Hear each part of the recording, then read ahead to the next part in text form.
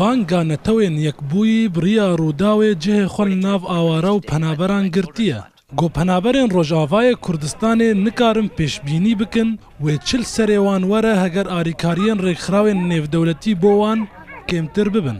Wextê pêncî sedê kêm kirin teqrîben me bije alem wezîya gelkî nexweş bibe. Wezîya gelkî bêdê nexweş bin em dixwazin her demî jî ev münazzematê ha bêtir alîkar bin hikûmeta herî min re ji bo xizmeta vî hawilatiya bikin.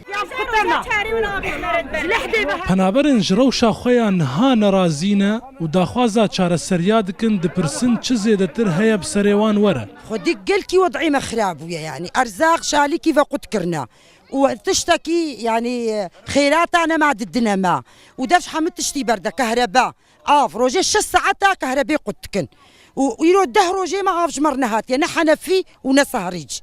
Netewên yekbûyî birêka Rûdawê ragihand bû bo projeyên xwe li Iraqê daxwaza nêzîkî $9 milyar dike û penaberên hin ji wan 4 sal li Başûrê Kurdistanê ne ditirsin zêdebûna rêjeya awarebûnê ji navarasta Iraqê ber û Başûrê Kurdistanê ve bandora xwe li ser wan bigire.